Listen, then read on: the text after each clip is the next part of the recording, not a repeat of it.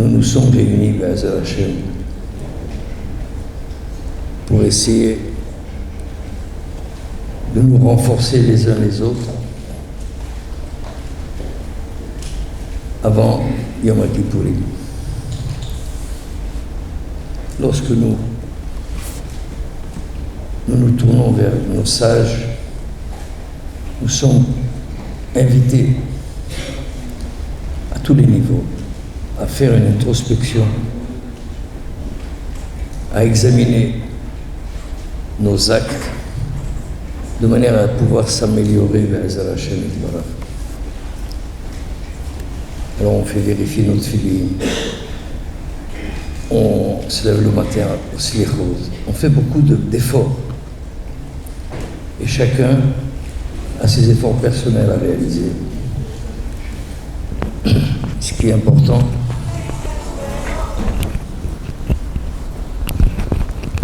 il y a un effort sur le travail. Il y a un effort qui, d'après moi, nous concerne tous et qui, d'après moi, n'est pas assez exploité par nos recherches d'amélioration.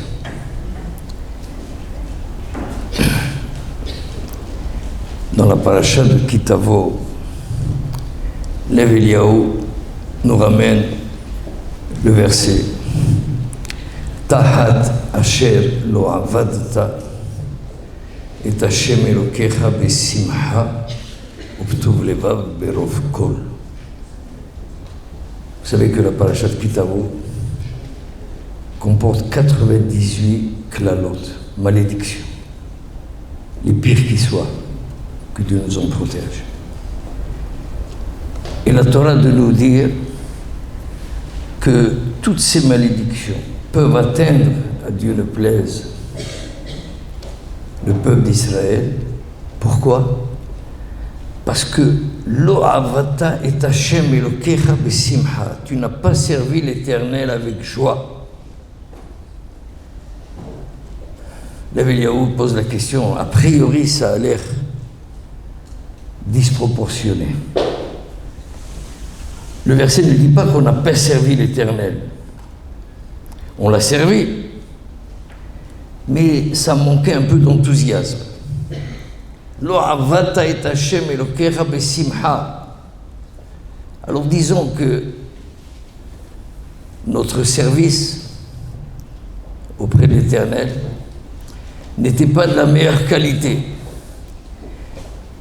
Mais de là à devoir supporter 98 malédictions, et quand on les lit, on a des frissons.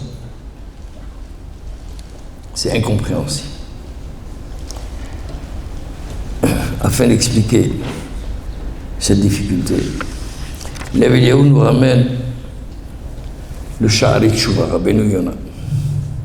Rabbeinu Yonah dit, dans le 2e chapitre, Veda ki nefesh harasha asher kol ta'avata leheftzei haguf.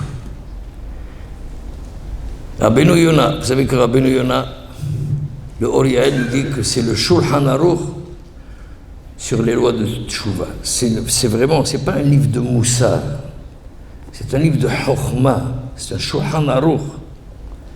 Et ce Shulchan Aruch là nous dit, je vais te donner la définition du rachat. Veda qui nefesh harasha. C'est qui cet homme-là qui est appelé le détenteur d'une âme de rachat?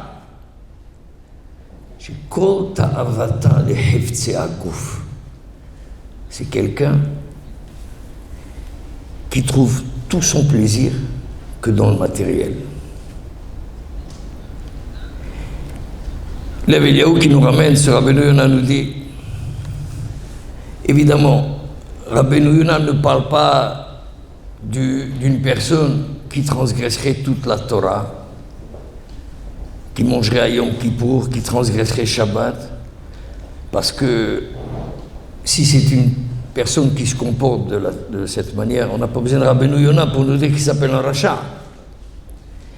Et là, nous dit Rabbeinu Eliyahu Lopian Zichlon Livracha, Rabbeinu Yona parle de gens comme nous, messieurs et mesdames. Il nous parle à nous. Et il nous traite, Barminan, de Nefesh Aracha, c'est-à-dire un homme qui prie 3 prières par jour, qui étudie la Torah, qui mange kasher. Mais il y a un indice. Il y a un indice. Lorsque vous observez ce monsieur-là, vous le voyez, il arrive à Shahrit le matin, comme quelqu'un qui monte à l'échafaud.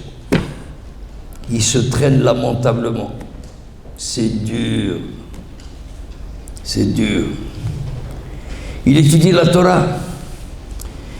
Il sort 15 fois pour fumer une cigarette ou boire un verre de thé. C'est pénible.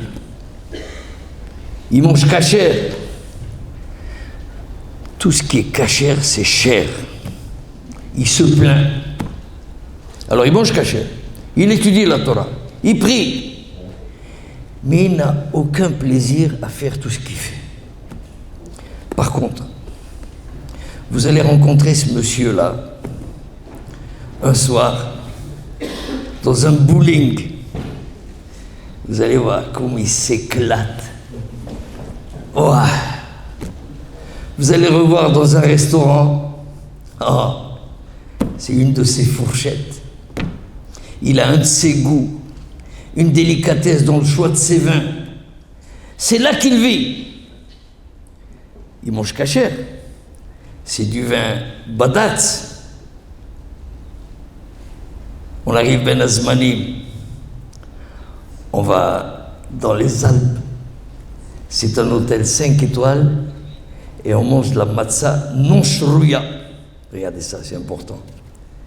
Il traîne dans des hôtels 5 étoiles, mais il fait bien attention de ne pas manger de la matzah qui soit mouillée. Hasve halila.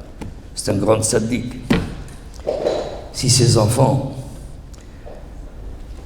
voient toutes les horreurs qu'il y a à avoir dans un hôtel pareil, ça ne le dérange pas. L'essentiel, c'est de passer des bonnes vacances. C'est un froum. Il s'agit de nous. C'est nous qui sommes comme ça. Veda, nous dit Rabbeinu Yona, qui nefesh rasha, asher kol ta'avata leheftzei aguf. Quand je l'observe, ce monsieur, tout ce qui est spirituel, ça le barbe, tout ce qui est matériel, jouissance, là, c'est là qu'il trouve son bonheur.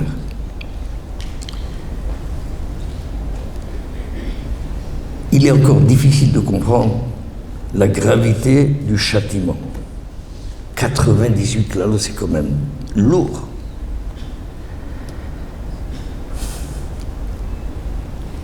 L'Évélio nous dit, la Torah compare l'homme à un arbre, qui a Adam Etz Hasadeh.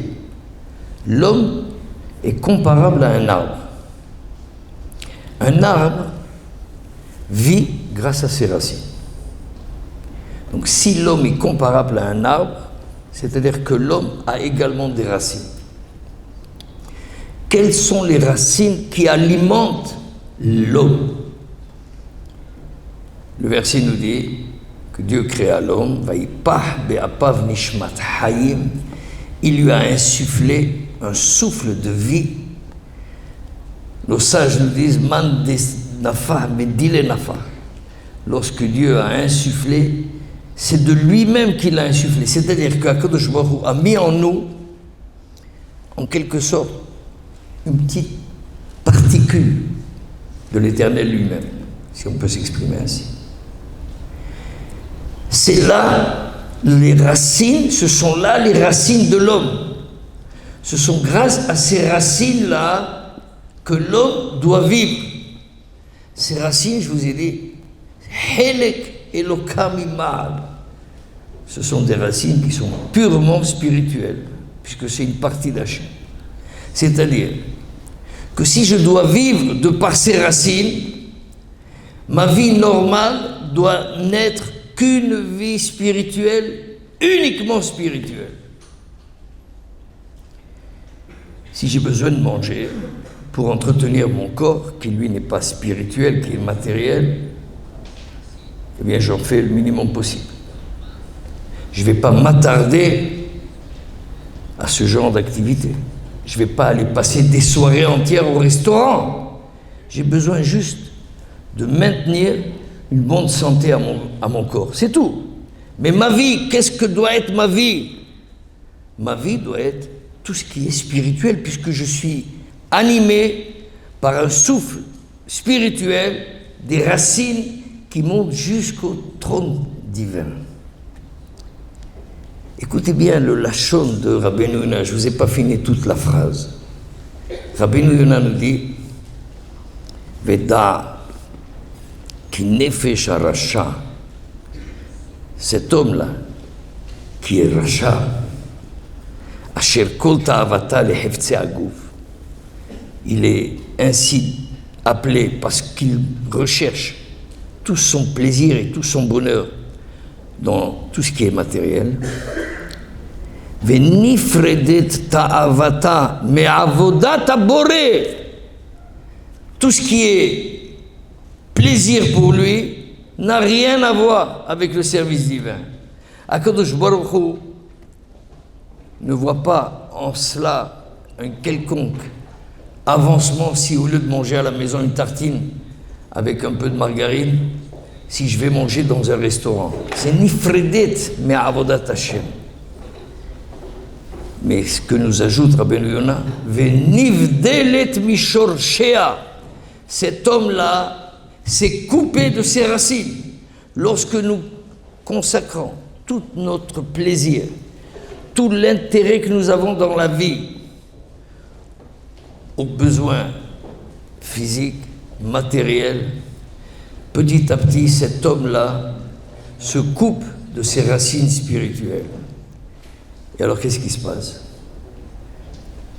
C'est que finalement, à partir du moment où je suis coupé de mes racines, je ne suis plus nourri par mes racines, comme l'arbre auquel j'aurais coupé les racines, cet arbre-là dégénère.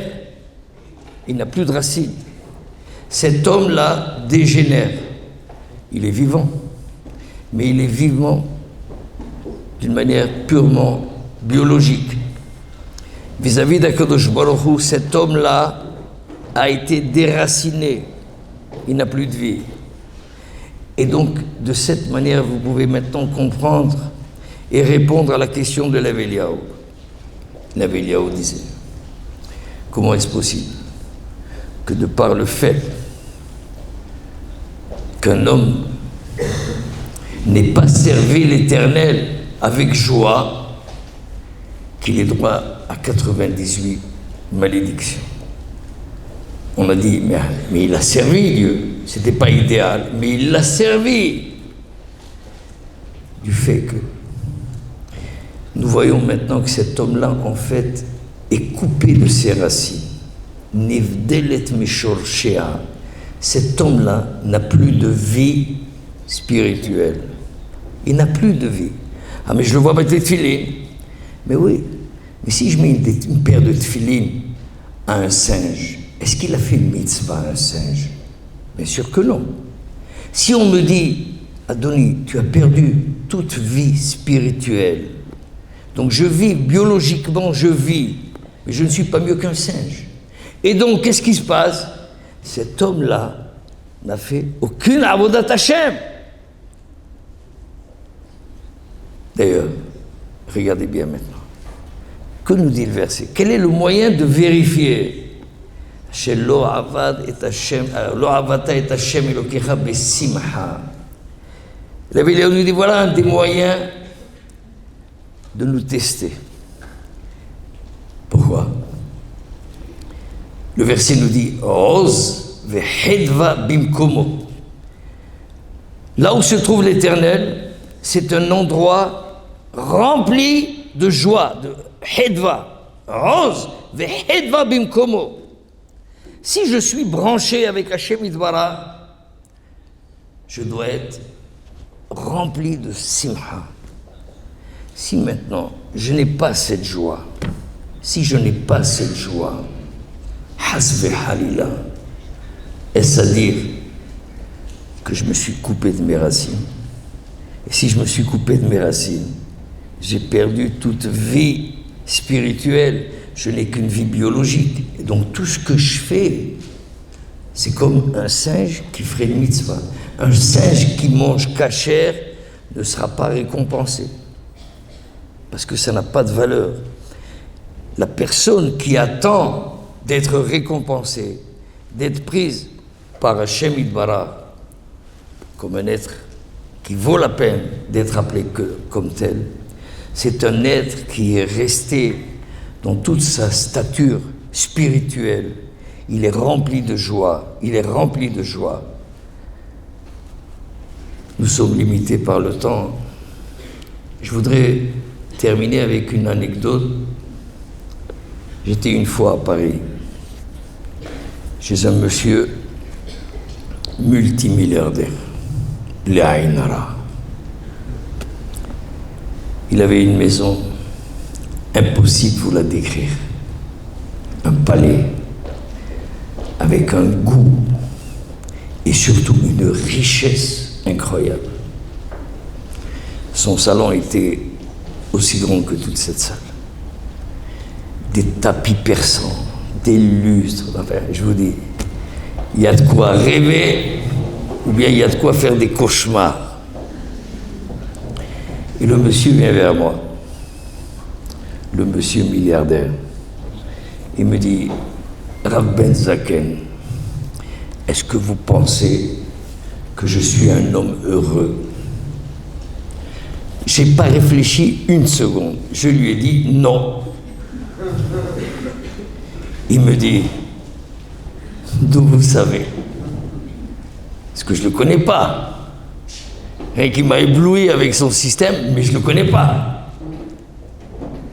Je lui dis, c'est marqué dans Rav Dessler. Je lui dis, écoutez ce qui est marqué dans Rav Dessler, vous pouvez le voir, messieurs et mesdames. Le premier chapitre du premier volume de Rav Dessler, Osher ba'olam hazeh, le bonheur dans ce monde.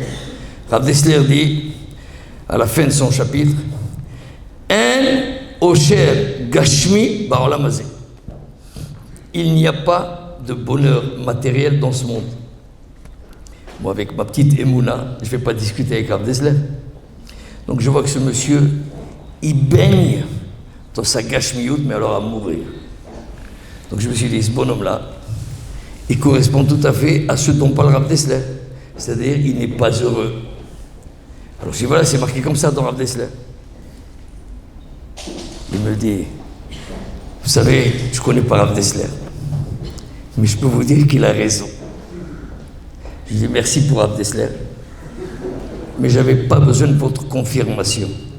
Vous n'avez qu'à voir sa touche, vous allez comprendre, avec tout son or et son argent, cet homme-là n'est pas heureux. Pourquoi? Mais je vais vous dire pourquoi. Venivdelet mishorshea, il s'est coupé de ses racines. Nos racines, ce sont elles qui nous alimentent de la joie, du bonheur d'être dans ce monde, de servir l'Éternel, de jouir de chacune des mitzvot dont il nous a dotés. Quelqu'un qui n'accomplit pas les mitzvot, il peut s'acheter des Ferrari, il peut s'acheter un manoir. Cet homme-là ne sera pas heureux. Donc, si maintenant nous sommes à la veille de Yom Kippour et nous voulons faire notre introspection, de par ma petite expérience d'enseignant, lorsque je vois mes élèves, que Dieu les protège, et moi aussi, je les vois. Combien de fois on a besoin de lutter pour les tirer au Beth Midrash, mais s'il y a un foot, vous savez comment ils partent comme des fusées. Je leur dis, les gars, vous n'êtes pas dans le coup. Vous n'y êtes pas. Mais je ne vais pas jeter la pierre sur mes élèves. Est-ce que nous ne sommes pas un peu comme eux? On aime bien s'habiller. J'ai donné un cours ce matin à des jeunes filles. Je leur ai dit, écoutez, parce que les jeunes filles, elles ont aussi leur petite folichonnerie. Je leur ai dit, écoutez, mesdemoiselles, j'ai remarqué que lorsque une dame a un événement heureux, elle marie un de ses enfants, elle va s'acheter une de ses robes, une robe, je ne vous dis pas, un investissement de merveille. C'est du parfait. Très bien. Maintenant, l'événement s'est bien passé. Baruch Hashem, l'année d'après, il y a un deuxième événement heureux. La même bonne femme va vous dire, il faut que j'achète une robe. Ah, mais t'en as une? Oui, mais on m'a déjà vu avec. Et alors?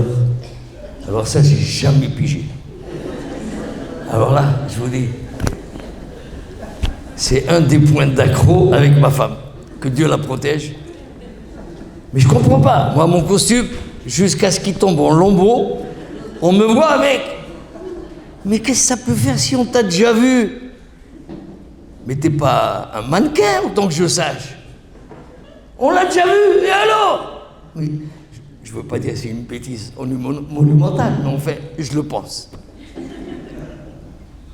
Eh bien, écoutez bien, toutes ces bonnes femmes-là, eh bien, elles se trompent, parce que moi, j'ai vu d'autres bonnes femmes. J'ai vu la femme de mon maître, la Rabbanit Chaikin, Zichronala al-Bracha. Je l'ai connue pendant plus de 40 ans. J'ai aucune mémoire visuelle, mais au mieux de mes souvenirs, à toutes les simha où je l'ai rencontrée, elle avait toujours la même robe. Et elle avait toujours le même fichu de perruque qui n'avait aucun sens pendant 40 ans. Je t'en parle chez vous. Il y a certainement parmi vous des dames qui l'ont connue. Même lorsqu'elle a marié ses propres enfants, c'était toujours la même robe de Shabbat. Qui a raison? Ces bonnes femmes qui sentent l'obligation d'acheter une nouvelle robe. Mais si c'est du hat permis, mais achetez-les en papier. Pourquoi mettre un argent fou sur une robe qui n'est que hat permis? Mais c'est absurde. Mais c'est quoi? Mais les voisines, elles l'ont déjà vu. Mais qu'elles meurent, les voisines! Ça nous coûte un argent fou. Ça y est, j'ai dépassé le temps, mesdames et messieurs. On a je ne sais quoi de ce problème. On accorde un peu trop d'importance au superflu. Et si j'avais un peu plus de temps, j'avais prévu de vous parler un petit peu au niveau du chinour, combien ce genre de comportement est catastrophique au niveau de nos enfants. Catastrophique. Notre Torah ne passe pas du tout chez nos enfants lorsqu'on est construit de cette manière. Mais enfin, je vais faire le kitrouk, Be'ezrat Hashem. On est là pour se renforcer et pas pour se détruire. Que Dieu fasse que nous soyons tous des vrais Baalei Teshuvah, Be'ezrat Hashem, Yitbarach. Et que Yom Kippour qui arrive nous amène à tous la kapara, la paix, la santé, la parnassa, sans trop travailler, de manière à ce qu'on ait le temps d'étudier la Torah. Et Be'ezrat Hashem, ce qu'a dit le Rav Ron Shaya, que ce soit pour les goyim et pas pour nous. Nous, on reste tranquille chez nous, Be'ezrat Hashem, avec notre Torah, notre bon Dieu, qui nous protégera jusqu'à la fin des temps. Amen, Amen.